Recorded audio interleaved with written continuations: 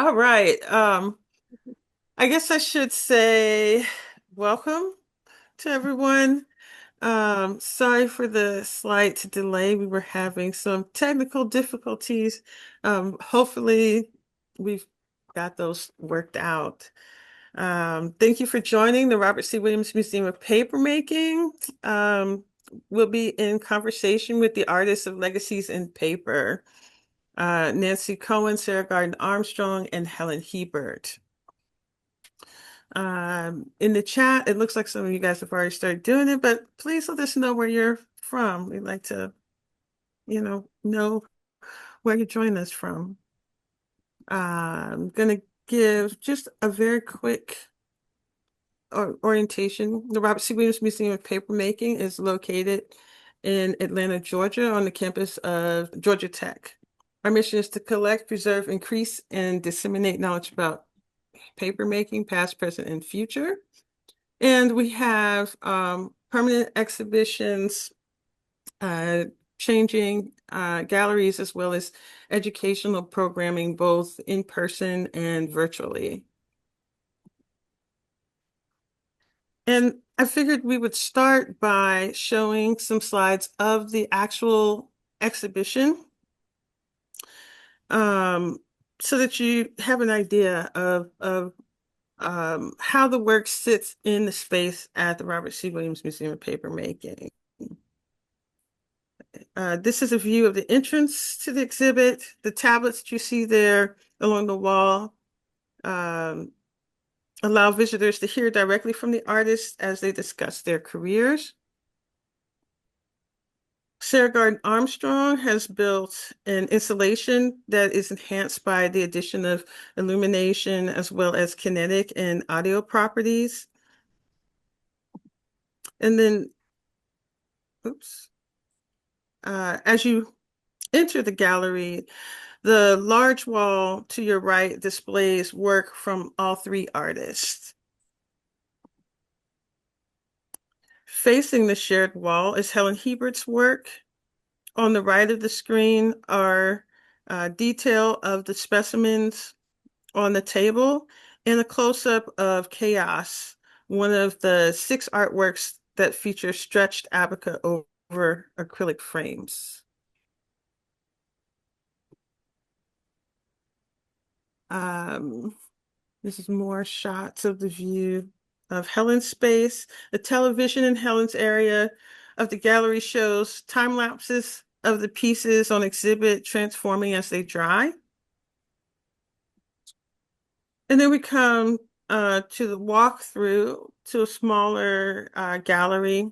That short connector into that third gallery is Nancy Cohen's work.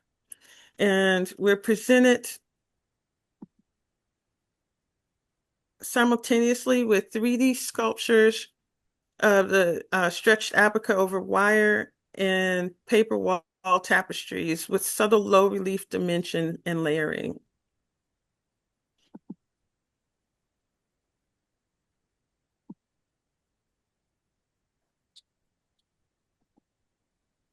And then as we come full circle, we find a nook with suspended pieces titled The Meaning of Wings, which features glass, wire, and paper elements.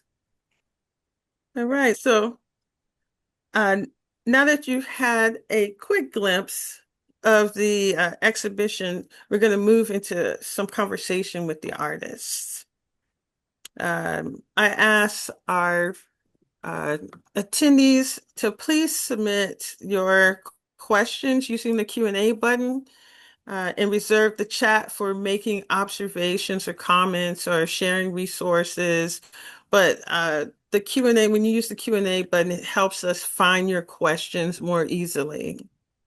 And you can submit those questions at any point during the presentation. We'll try to organically mix your questions in with the discussion. We'll see how it goes. And if we don't get it right at that moment, I'll definitely circle back at the end.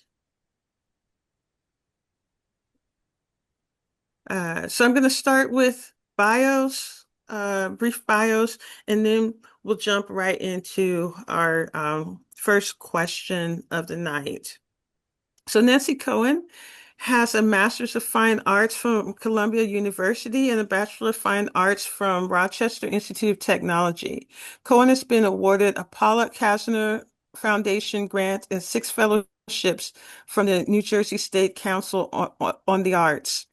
Her work is featured in museum collections, including the Asheville Art Museum, Memphis Brooks Museum, Montclair Museum, New Jersey State Museum, Smith College Museum, Tang Teaching Museum, Witherspoon Art Gallery, Yale University Art Gallery, and the Zimmerli Museum. Cohen has completed large-scale paper installations for the Noyes Museum, the Katona Museum, the PowerPoint Gallery at Duke University and New Jersey City University, the Coda Museum in the Netherlands, and the NTCRI Museum of Craft Design in Taiwan. She lives in Jersey City, New Jersey. Sara Garden Armstrong received her Master of Fine Arts from the University of Alabama and a Master of Art Education from the University of Alabama, Birmingham. A past recipient of the Joan Mitchell Foundation Creating a Living Legacy Project, Armstrong's national and international exhibition record extends over a period of more than 40 years. Her artist books can be found in the collections of the Museum of Modern Art, New York, the Victoria and Albert Museum, among others. A monograph, Sara Garden Armstrong, Threads and Layers, was published in 2020, revealing the influences and concepts that run through her diverse body of work. Its publication coincided with a 3-state traveling exhibition of the same name. After living in New York City for 36 years, in 2017, she returned to Birmingham, Alabama, where she currently lives and works. And last but not least, Helen Hiebert is a Colorado artist who constructs installations, sculptures, films, artist books, and works in paper using handmade paper as her primary medium. She teaches, lectures, and exhibits her work internationally and online, and is the author of several how-to books about paper making and paper crafts. Hiebert has an extensive network of paper colleagues around the world, and her interest in how things are made from paper keeps her up to date on current paper trends, which she writes about in her weekly blog called The Sunday Paper. She interviews paper makers and paper artists on her podcast Paper Talk, and she holds an annual paper retreat and papermaking master classes in her Red Cliff studio. Hiebert's artist books are in collections around the world, including Cranbrook Academy of Art, Harvard's Houghton Library, Swarthmore College, State Library of Queensland, and many others. All right. So, I should note that the work that you guys saw featured in the galleries all handmade paper. The artists are making that paper. So the first question is, why paper?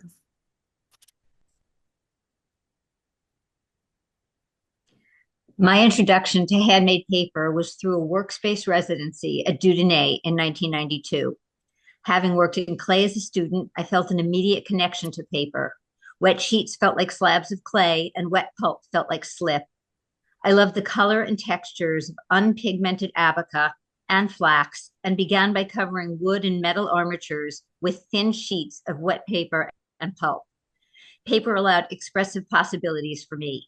I discovered it could be a volume or a skin, full or collapsed, textured or smooth, and that it worked so well with many other materials. Next. In the late 1990s, I was thinking about the body, my body and women's bodies overall, how it felt to me in my body, where I felt safe, how it could be protected. I loved the translucency of abaca, It looked like bones and skin and was an ideal material for my ideas. In this piece, I used silverware that had been my grandmother's and bent it into cell-like structures covered with translucent abaca. When the paper dried, I sewed spoon-like forms onto the surface of the taut paper. It felt like a non-protective shield.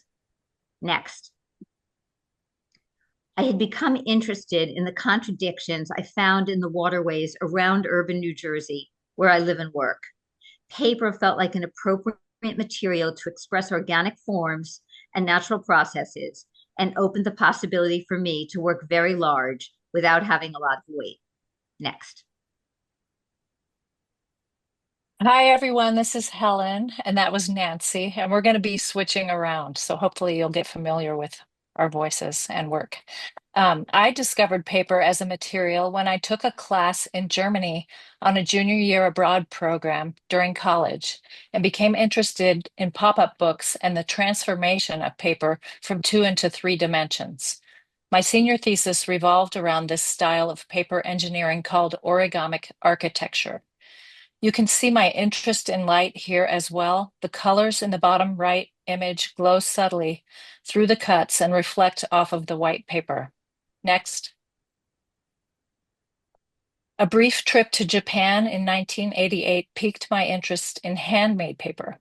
I saw the shoji screens used as window coverings and room dividers and became enamored with the way that light filtered through the paper. I also observed the way I felt in the space. As a child, I wanted to be an architect, and although I never pursued that, I integrate space, light, and form into my work. Next. That trip to Japan was a turning point when I decided I was going to pursue hand paper making. I became fascinated with the idea that you could grow a plant, process it into paper pulp, and then further manipulate it during the paper making process. I had moved to New York City after college, and a few years later, I discovered Dieudonné Paper Mill, where I worked as program director for 6 years. I started exploring translucency in pulps like abaca, and I discovered that I could add structure to paper by embedding string and wire to create sculptural forms. And the magical transformation that occurred when I let flat, wet sheets air dry has kept me captivated throughout my career. Next. Okay, this is Sarah, and I'm glad to be here with you all. Why paper? The material fits the concepts that I'm working with: change, transformation. And at times I'm working with other materials than just paper, combining. You're looking at skin rack, and this is paper as skin, as remains, textures, with the lens and the movement of light. The light source at the base is going reflected up through the forms with the lens material. Next. In this piece, Mouth, which was in the interior exhibition, exterior interior exhibition at Dieudonné Gallery, and what I was doing here was this form was glued to the paper form was glued to the window, and I was playing with that inside outside, and also in all of the forms, the inside of the body, the outside. And as this form breathed, it was a bag that inflated and sort of pushed against the window, and there was fiber in it. So again, it had a skin-like texture in that, and it had the sensuality of the mouth. Next. In here, these title series is layered formations, and I'm spraying abaca fiber onto the paper, drying the paper, and then using that as a skin for drawing these forms out of graphite and pastels.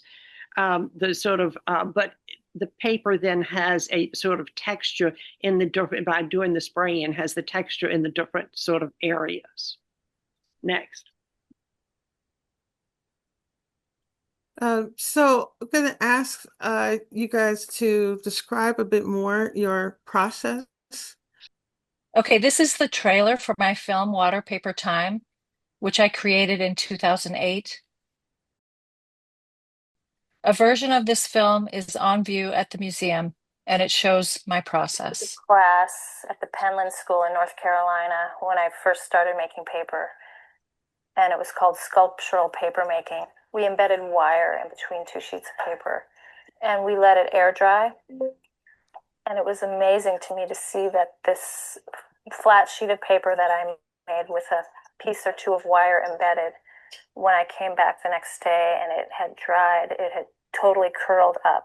So the paper, not only had the paper shrunk, but the wire reacted to the paper.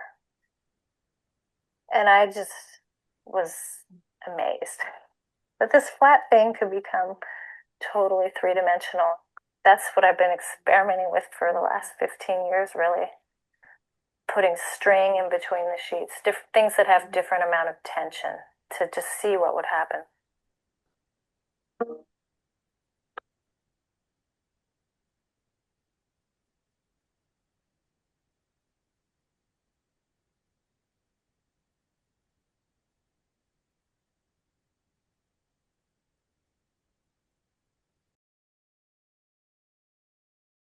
Leave the studio, and I'd have them sitting all around the studio, and I'd come back the next day and see how they transformed from flat sheets into sort of relief sculptural objects.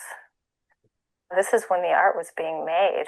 Like, I wasn't here. I set something in motion. I did something to the paper, and then it reacted to what I did. And it did that when I wasn't watching. So I've been talking about the process. I'm using an atrium sculpture that I did back in 1994, Landscape Dialogue. And I always work with a model whenever I'm trying to deal with a space with sculpture. I'm very interested in how the space is used, how it's being cut into, the positive, the negative, and what can I try to do. So this sculpture, the model was built, and I did get the commission and I also decided that it was an office space and people were coming in there temporarily to do work, and they wanted to do something to sort of soften the space, the ceiling. And I decided that paper, building the sculpture out of paper, that's because it had the texture and the lightness and the veins I could do. And so I decided I would spray the forms. This was the first time I ever tried to do an atrium, which was a permanent piece out of a temporary material that had been used. So I had to provide that it was going to be permanent also in that. Next. So here's in the studio, you can see one of the forms that have been built, and then you can see the same form being installed in the atrium space. And the pieces were, I was airbrushing acrylic and airbrushing at angles in the texture so that as they turned and swiveled, and some were on a swivel to be able to do, that you would see the color change and you would see the color, the texture with this. And so in here it is installed. There are 7 forms. And as you moved around, you would be able to see the veins in this because you could get that with the paper, and the thinness in some areas. You would also be able to see the color changing. And it was really nice. One of the times later when I came by, there was a light switch, and the light switch said the clouds. But again, I had the background to be the sky for this piece. Next. For the last 12 years, a significant part of my work has been large-scale handmade paper wall works that I think of as paper tapestries. I make smaller sheets of pigmented abaca, half press the water out, and then assemble them in a quilt-like fashion, establishing a ground to respond to later. I dry the paper, excuse me, on the floor of my studio. And when the larger sheets are dry, I hang the paper on the wall and work back into the dry surface with wet pulps and wet sheets of a variety of fibers. Next. Over time, I've tried establishing challenging juxtapositions of color in my first layer and doing more work on the paper during the wet process. When dry, I have a variety of methods of applying pulp, including lately my fingers. Most of these pieces are trying to evoke my experience and understanding of particular places or feelings in an emotional rather than a literal way. Next. I also love the shrinkage that comes between the dry paper and the wet pulp. Next. So,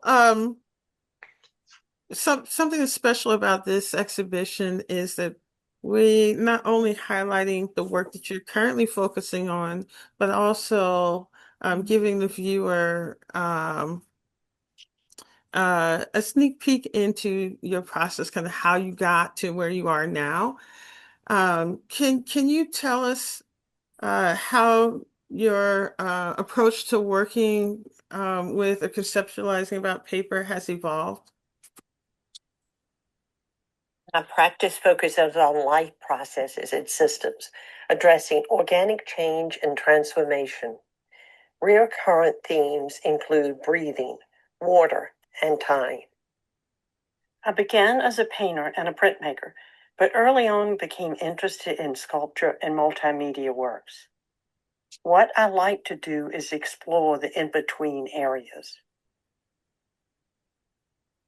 At times, my drawings push the sculpture. Other times, sculpture and installations push the flat work. Insight from one media continually affects the other. The exploration, asking questions, not necessarily getting the answers, is essential, which cycles through a process of control, loss of control, fluidity, shifts of reality, chance, and change.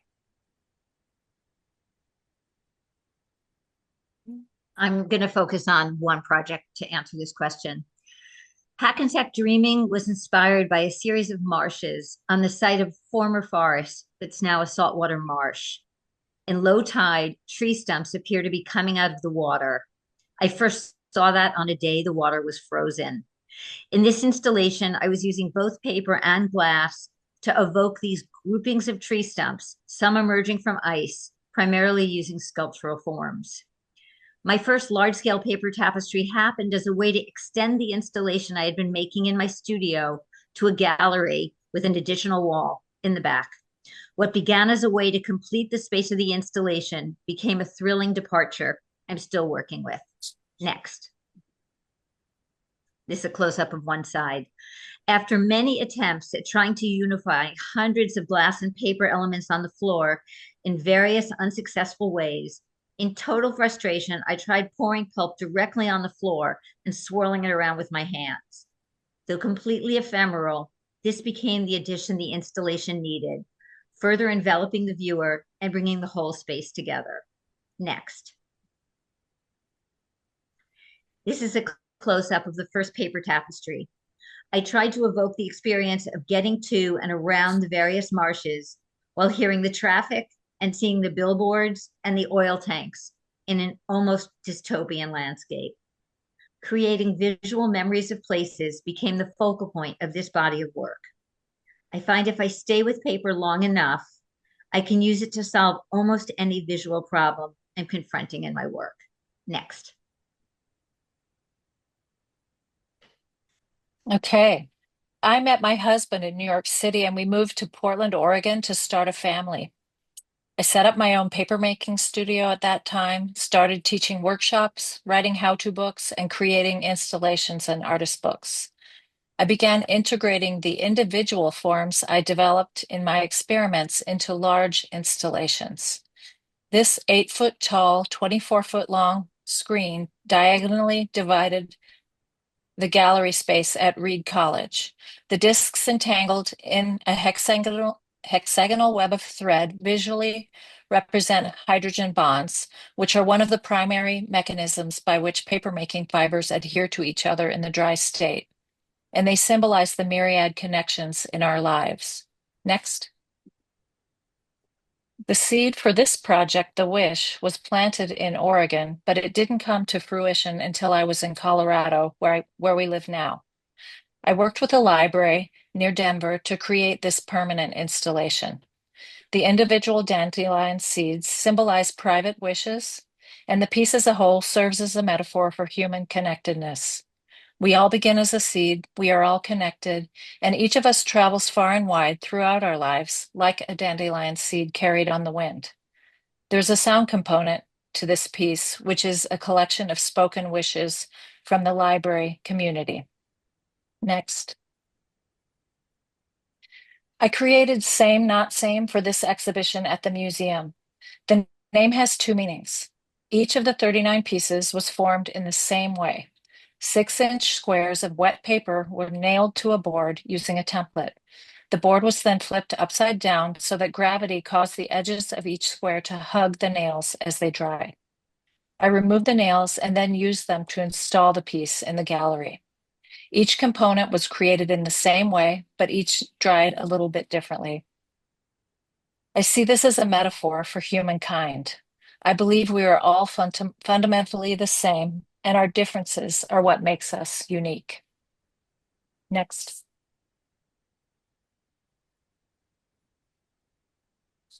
So, you all often work collaboratively. Can you provide some insight into how and why you choose to collaborate?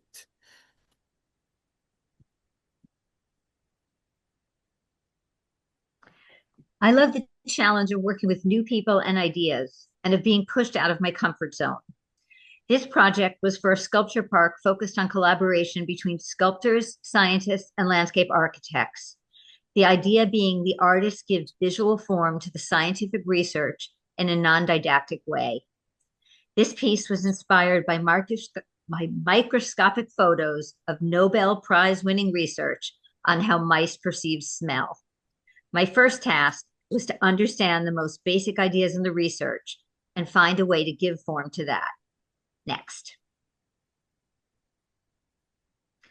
Trying to evoke the sensation of smell, the ground had fragrant herbs you could smell as you walked around the sculptures.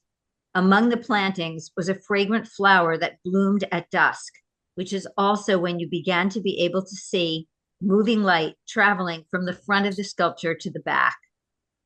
Having an electrical engineer as part of the project, we ended up using electroluminescent wires, one color at a time, to try and capture the sensation of neurons moving from the nose to the olfactory bulb in the brain. Next. I often collaborate with just one other person, but these two projects have been group ones. This is my most recent group collaboration and my first attempt at working with the narrative, which included a video artist, two composers, a singer, and the writer of a love story about coral reefs and climate change. We showed the installation first close to home. Then Megan Woods and I traveled to Taiwan together to install it at a paper biennial in Taipei. That's what we're doing here. It stretches me to work with new people, new ideas, new challenges, and new spaces. And collaboration pushes me to articulate my thoughts and take risks that I would never imagine doing on my own. Next. So my first collaborative piece was Mother Tree, a giant paper dress that has crocheted strands of representing mother's milk that fall to the floor and turn into roots, portraying the strength of mothers. I realized I would never be able to crochet all of the roots I envisioned without help, so I requested 20-foot lengths of chain-stitched yarn from my network. And the project became so much richer than I could have imagined. The crocheted strands that people sent and brought were made of unusual and interesting materials. An old sweater that was unraveled, a long strand of seaweed. And I also received unsolicited stories about motherhood. Next. I received a grant to debut the piece in a public space in Portland, and one of the grant requirements was to engage the community. So I sat and crocheted during lunch hour. This was an office building, and invited people to join me. And I twisted a word relating to motherhood into the roots at the end of each crochet session so that people walking by during the day could engage with the piece in a new way each day. Next. The piece went on to be exhibited several times. This was in another space in Portland that wasn't open to the public and had to be viewed from outside. So I added light to catch the viewer's eye, and I wrote some of the stories that crocheters sent me on the windows. This particular story reads, I have a grandmother tree, an old growth Douglas fir tree on Mount Lebanon that I have spent meditative time with for 35 years. Mother Tree was eventually acquired by the Museum of Motherhood in St. Petersburg, Florida.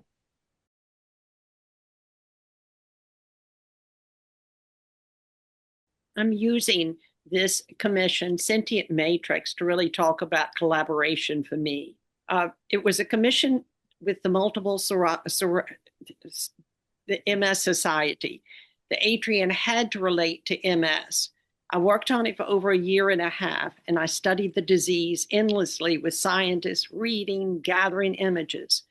Eventually built a model, an abstraction of the brain.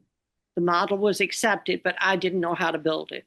What were the neurons, the pods going to be? Eventually, I had to end up searching and searching, getting collaborators. I ended up getting a program hardware person to collaborate to help us to figure out what the possibilities with LED programming were. You're seeing the runs of the LEDs that go into the sculpture. Here you're seeing the studio with the pods, and right now you're seeing the sort of images of all the people that I worked with, many of them collaborated with. And here is the installation.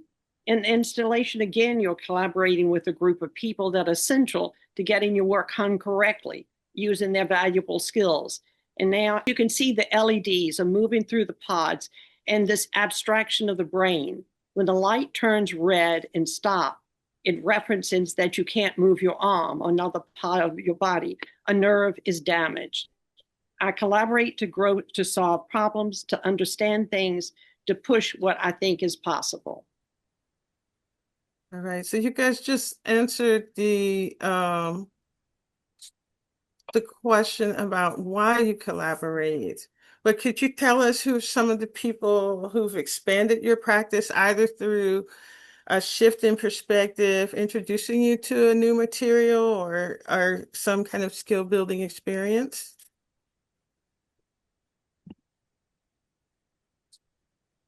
I'm going to talk briefly about three of the many artists and others who have influenced me. I saw a print by Solowitt in my art professor's office in college. I hadn't seen a lot of contemporary art at that time, and I loved his idea-based work and became interested in minimal art. One of Lewitt's premises was that in conceptual art, the idea or the concept is the most important aspect of the work. My experimental work is conceptual in this way. In this piece, I started with the idea. What happens if I nail a rectangle to a wall from one corner, two corners, three corners, four corners? And then to complete the piece, I decided to repeat the sequence in reverse. And these pieces are framed by a grid drawn in graphite on the wall, indicating the shape and size of each sheet before they dried. Next. I am also enamored by the material-based work of Eva Hesse, who worked with latex, fiberglass, plastic, rope, and wire. My specimens, which are also in the exhibition, include pieces with embedded string, embedded wire, and some were nailed to boards. Many of these pieces remain exactly as they air dried, but others are further manipulated. I see my work falling somewhere between the idea-based work of Solowitt and the material explorations of Eva Hesse. Next. I saw the community work of Marie Watt when we were both living in Portland. She collected blankets from members of the community, asking them to share their memories and stories, and held sewing bees to generate her sculptures called Blanket Stories. I created Mother Tree a few years later, followed by The Wish. And these two pieces we are looking at are currently hanging in the museum, along with four others that create a group called the Mending Series. I tear, rip, and disrupt the sheets during the papermaking process, and after they dry, I carefully stitch or draw over the resulting chasms. In closing, I'd like to leave you with a couple of community thoughts from the WISH project. I wish knowledge were valued more than belief. I wish that in 2,000 years, there will still be people to wish.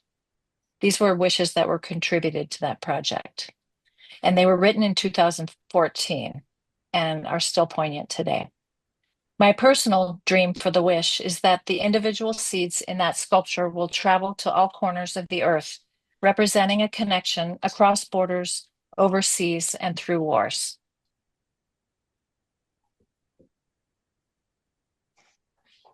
With Airplayer 9, I wanted more curved forms. Working with Paul Wong at Dudonnet, we built a cradle that would allow the forms to dry in a curve. Also, I wanted the individual blowers to be scored as music. I spoke to close friend Larry Pulaski, co-creator of HMSL, who referred me to Nick Dukoski. Years of collaboration began using Amiga 500. Speakers were added for the newly digitized blower sounds. Airplayer drawings are on the walls. With Airplayer 12, I collaborated with architect Alan Bruton to build an enclosed environment for the viewer to walk into. With walls built of optical lenses, sandblasted plastic, and gypsum board, inside the viewer experiences the organic forms with the computer-driven light and sound. Outside on a shelf are copies of the Airplayer Limited Edition, a translation of the Airplayer series into a book form, which also includes sound and light. 1991. As a result of the AIDS crisis, the first Gulf War, and my recent experience with the terminal illness of my mother, death was in the air. The work is more expressive, with an emotional quality. Individual components, such as the skin rack and the abaca wall backs, have become autonomous works. Now jumping from Airplayer 13 in 1991 to Airplayer 19 in 2025.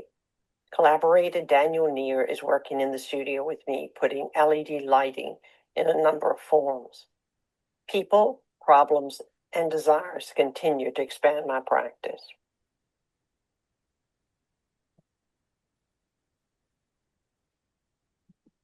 My first introduction to handmade paper was at Dudonnet, and it changed my trajectory as an artist.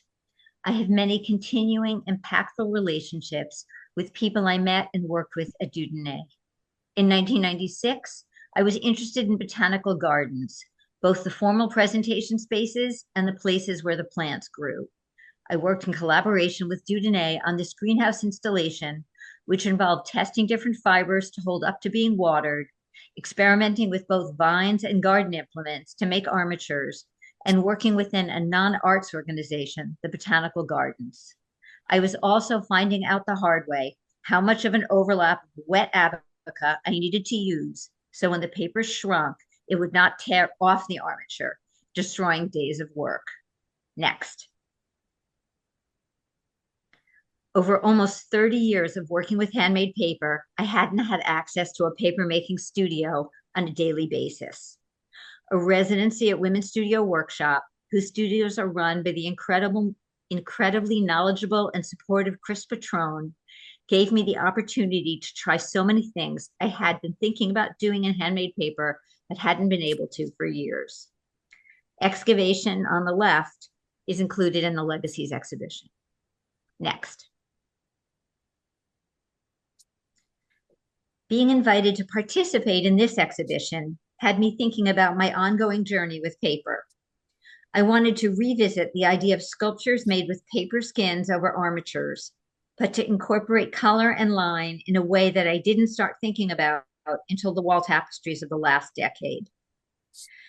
I need to thank Mina Takahashi, who first helped me find a greenhouse to do my first large paper installation, among a million other things, but in this case, invited me to work at Round Top Studio to make the paper for these new sculptures. and then suggested I think about watermarks as a way to further incorporate line into these new paper pieces. This is one of 3 new sculptures I have in the Legacies show.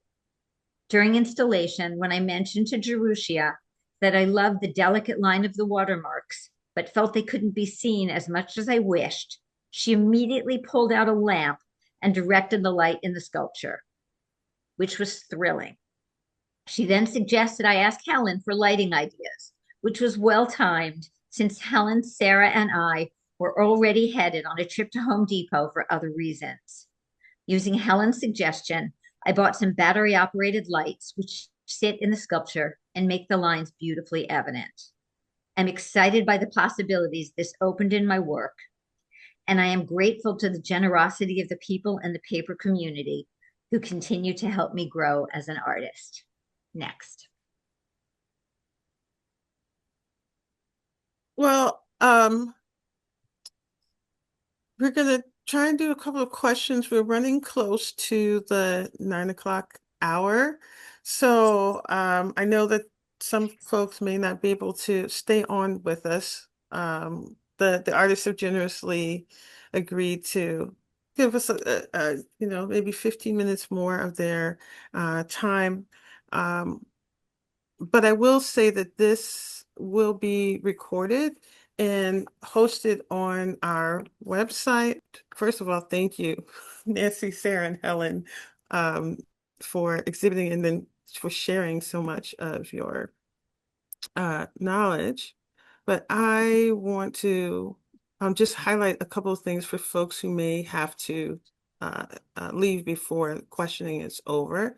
If you are in the Atlanta area, we hope that you'll join Sara for Expanded Landscapes. She'll be leading a workshop here at the Paper Museum on November 8th from 10 to 4. That's a Saturday. Um, Also, if you're not in the area and not going to be able to get out to see the show, it's going to be up for a nice long time. It doesn't come down until January 30th. So if you are traveling down south for any reason and have any excuse to stop in Atlanta, please come and see the show. But we will have a catalog of the exhibition, and it features photography of the work in as it appears in the space. It also includes an essay by myself and one by Bridget Donnellan, um, as well as some information about the artists, their bios, artist statements, and a kind of shared timeline of uh, events, both with in general for hand paper making as an art form, but also uh, moments within their careers. And that should be available at the beginning of next month. Um, oh, one last thing. If you'd like to be notified when the catalog comes out, please sign up for our newsletter. Anna Dahl, our education curator, is the person to contact. Anna.doll@rbi.gatech.edu. You can also reach the museum at our website, paper.gatech.edu, as well as Twitter, Instagram, Facebook, and Pinterest. All right, so let's get to some questions. I guess the first question I'm gonna direct to Nancy. You had mentioned in your presentation not having access to, like, on a regular basis to papermaking studio. And I thought when you just told me in the gallery how you produce your large tapestries, it was working in a way that I had not thought of and had not heard of anyone else working in that way. Can you talk a little bit more about that? Um, the like, how are you doing this work when you don't have easy access to studio? So what basically when I started to work on the greenhouse project, uh I made the paper. The piece was huge. So I made the sheets of paper at Dudonnet, pressed them half out, wrapped them in plastic, and brought them back to my studio. So at that moment, it sort of started a path of being able to work, make paper one day, and then use that paper for months. So when I make the paper, I press the water half out, and then I wrap each piece of paper in between plastic, and I refrigerate it until I'm ready to use it. And I found that Abaca like can last it like a year or two like that. Occasionally gets moldy, but not too much. So when I started working on the large drawings, that's how the process went. I had paper in the refrigerator for that first piece at Hackensack Dreaming. I covered a wall in my studio the size that the wall was going to be in the gallery, and just started kind of using whatever I had around, which was more paper and paper pulp, and started kind of building the image. So all of the large scale installations I made in that manner by making the armatures in my studio, making the sheets of paper somewhere else, usually at Dudonnet, but not entirely, and then bringing the wet paper back to my studio and working from there. Does that make sense? Yeah. Yeah. I just know that people had questions. A lot of people kept asking, are they sewn? And you mentioned that you work vertically Yeah. sometimes. So I put the sheets together on the floor for them to dry under weight, and then I hang them on the wall with a million push pins, thumbtacks behind them, and magnets on top of them, so that when they shrink, they don't get shredded. And then I, you know, just work on them, you know, over time, and they take a long time. So they feel like sewing because of what happens between the shrinkage between the wet pulp and the dry paper causes that buckling that feels like sewing. And I'm also putting the pulp on in a very slow sort of, it's not unlike the speed of sewing the way it goes on the paper. It's very sort of methodical and slow. So I think that's also creating that stitching feeling. I'm gonna actually stop sharing my screen because I realize I cannot see the questions that people may have entered. There we go. Um,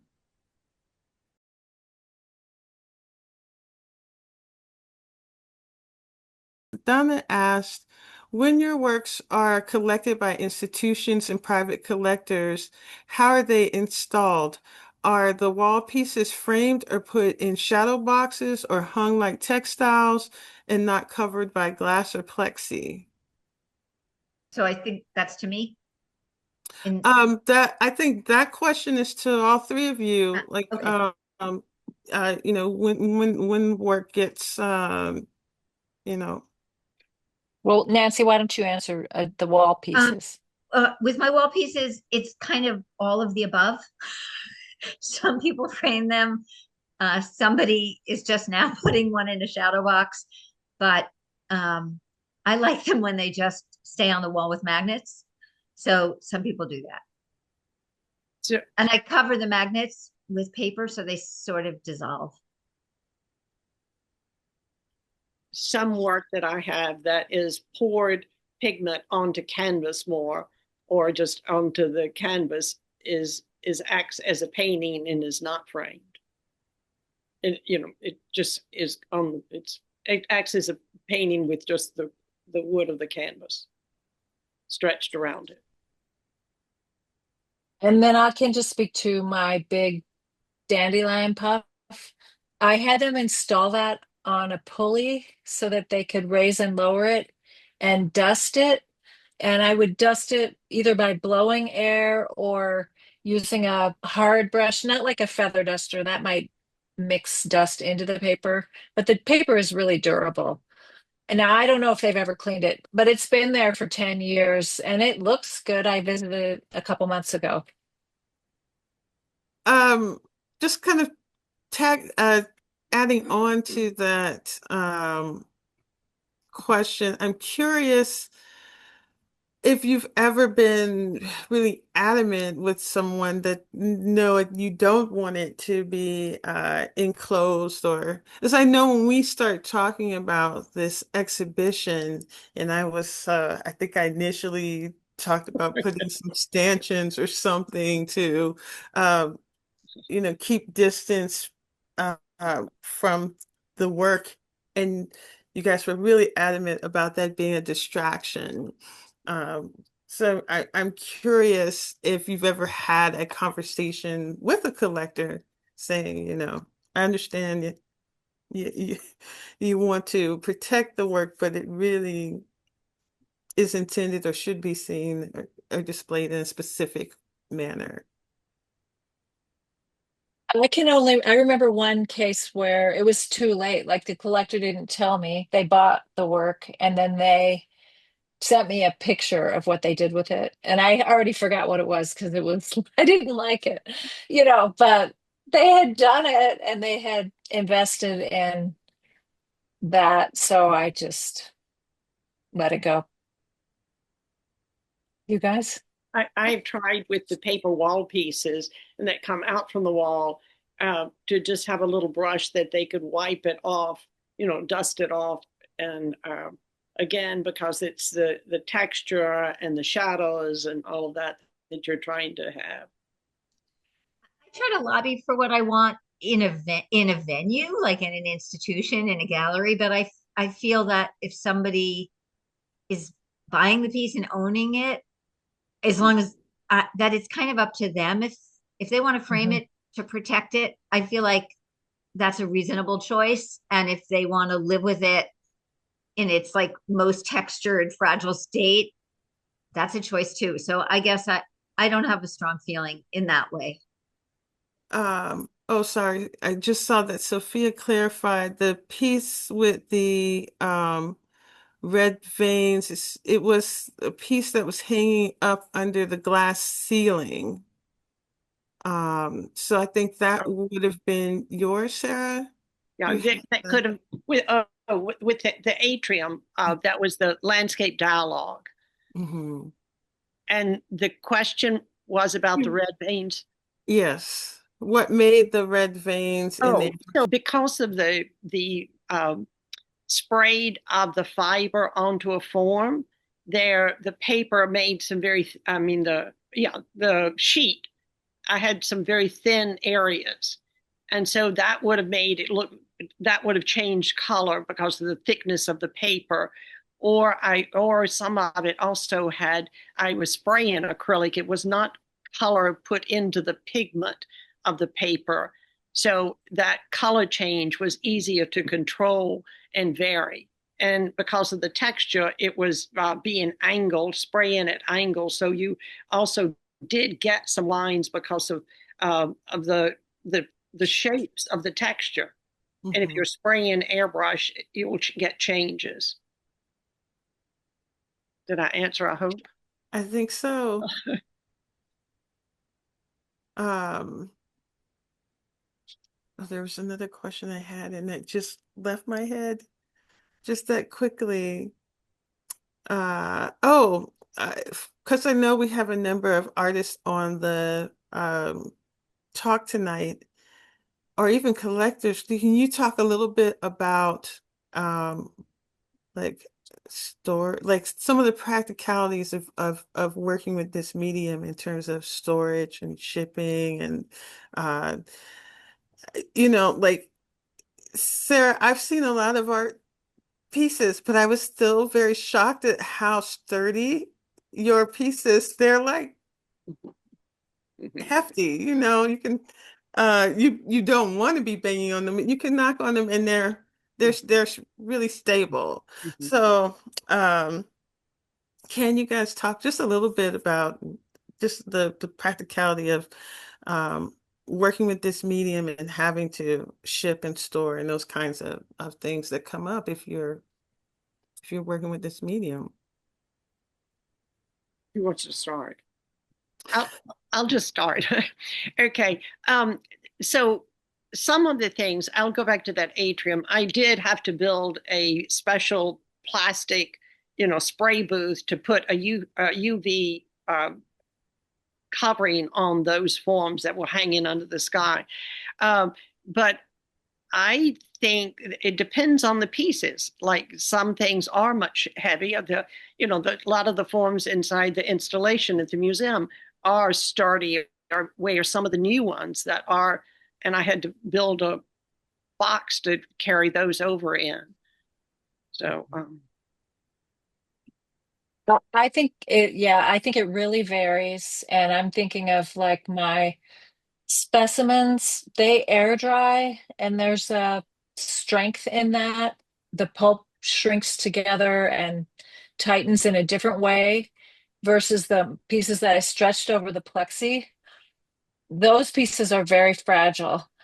And yeah, the pulp is beaten similarly, but maybe different. Yeah, you can control a lot when you're beating your pulp. I do this all myself. So I beating the pulp and then stretching it onto a form. But I'm thinking of Nancy's stretched armatures. I think your paper is way more durable. It's thicker. I'm looking for translucency. So there's all these properties that are working together, and you really develop an experience.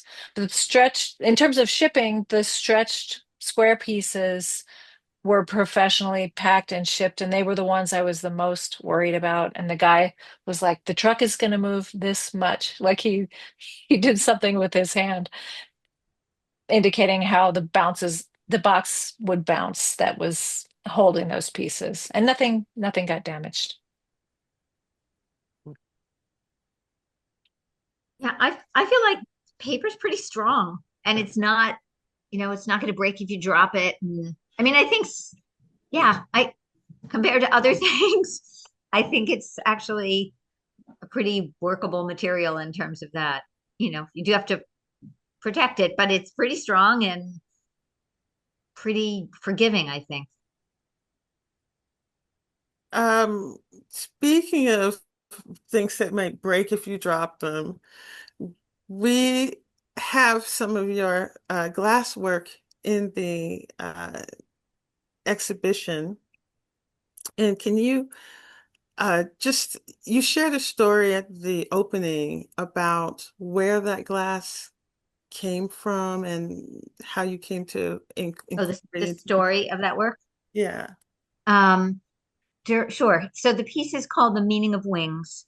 And during the pandemic, like all of us, or most of us, I was inside, and I could hear birds and I could hear bugs and, see bugs. And if I opened the door, things would, to my studio, things might fly in. And I was thinking about um, who gets to, be having their normal life, and flying around. And then I was thinking also in terms of wings, I was thinking about people dying, and I was thinking about the role that angels play in art.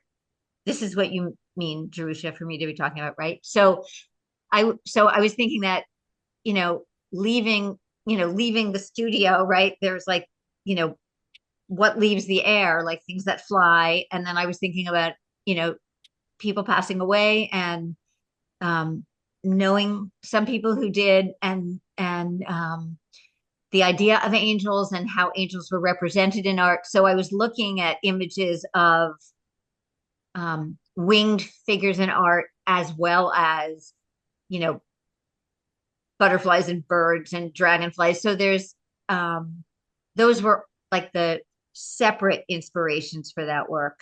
And one thing that I love about paper and I love about glass is that they're both like incredibly fragile, but also at the same time incredibly strong. Although if you drop the glass, it's going to break. You drop the paper, it's not. But that I feel in general that those materials talk about kind of precarity of life, but especially when I was thinking in that time, it seemed really so. Thank you. This question is for Helen. I'm curious about because you've got a couple of different things going in terms of the like educational um, books and things that you uh, do for that in the calendar of paper activities that you do, and then you have this work that's ga in the gallery and the more like public arts. Is that all in the same conversation, or do you actually kind of see them as like separate approaches, how you approach those? Oh, that's a great question. Um, I think it's all one thing. I am living my life, and certain opportunities came to me, like, do you want to write a book about paper? I would have thought that. It didn't happen that way. A publisher approached me. So then I did that and I enjoyed it, and it led to other books. Um, in terms of teaching, I was working at Dudonay, and Mina Takahashi said, you should teach a workshop. So I did, and I enjoyed that. And I love problem solving, and my art, I think, fuels is fueled by ideas about my life. So it's all related. And I do sleep. People ask me all the time, like, how do you do all these things? But I love doing all of them. And I do like having multiple projects going on. So it just all works out. And let's see. I think Sarah, you mentioned this, but someone in the Q&A did ask, do you spray with any protecting sprays uh, to protect the work from humidity? Um, the pieces that have been in the atrium do have some protective spray on them. Not particularly, yeah, but the last one, the Sentient, which is still from 2014, is still running at the Civitan building in the medical center. It does not. But if it has a lot of light, it has to.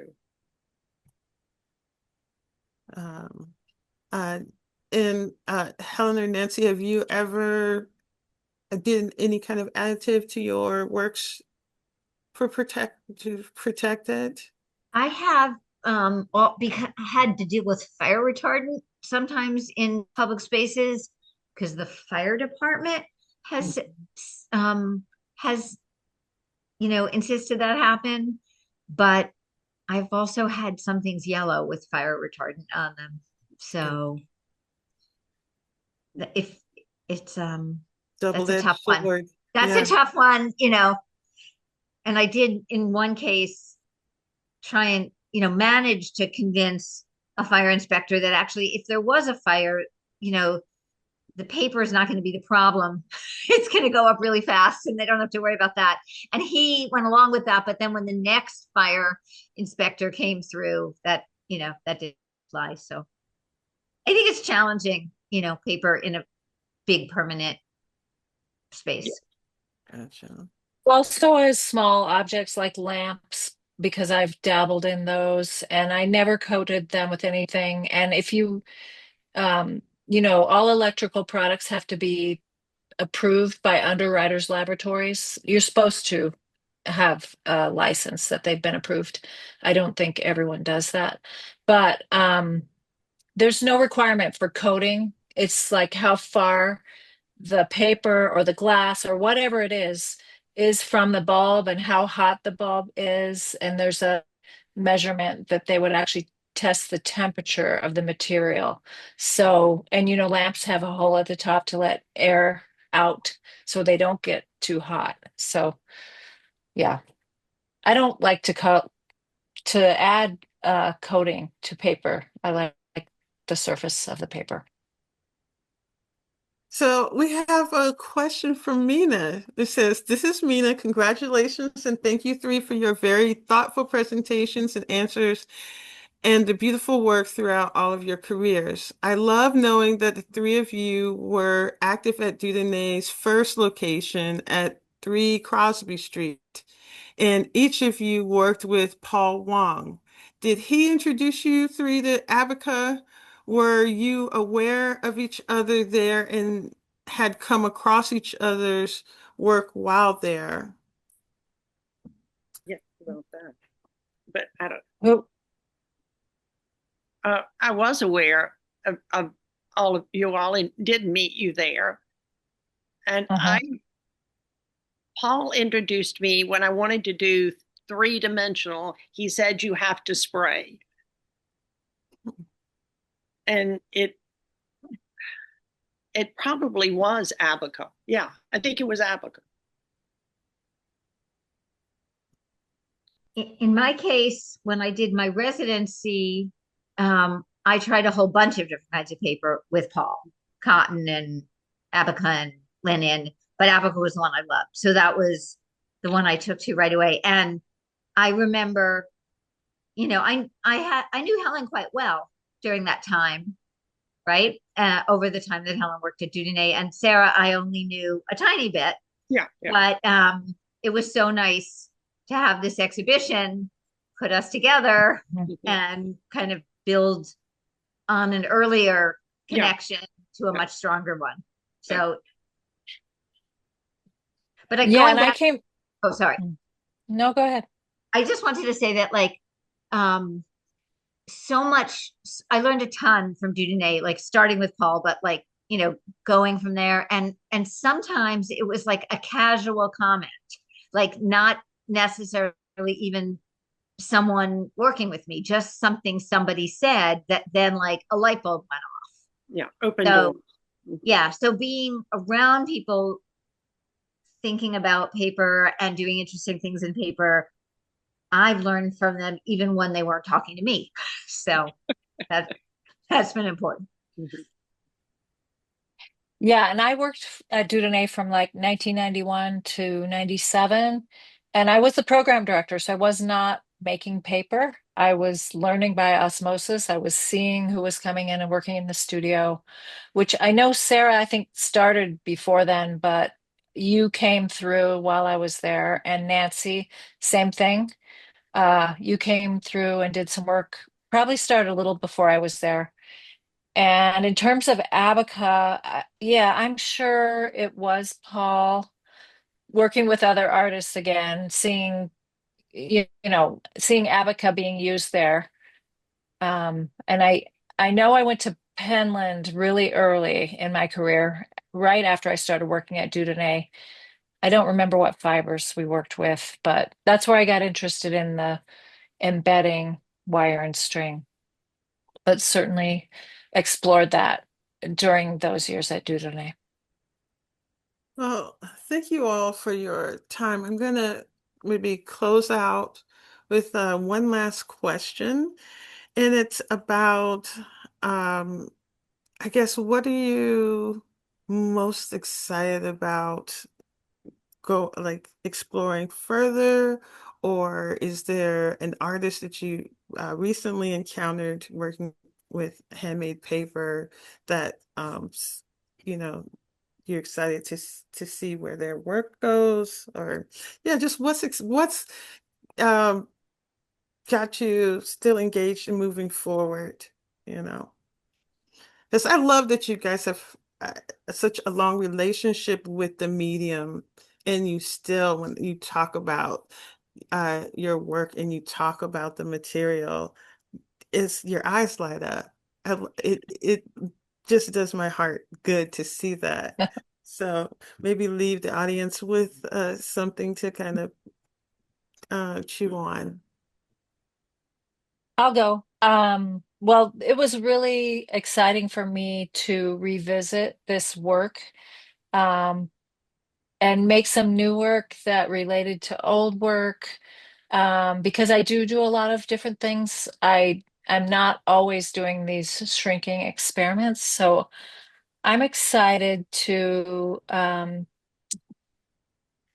I could see these pieces in different configurations. So I have this idea of a room that's like a forest of strings with those discs hanging horizontally instead of the way that I've done in the past. I, I thought of many different ways to put the colored same not same piece on the wall. So I'm excited to maybe show it somewhere else in a different configuration.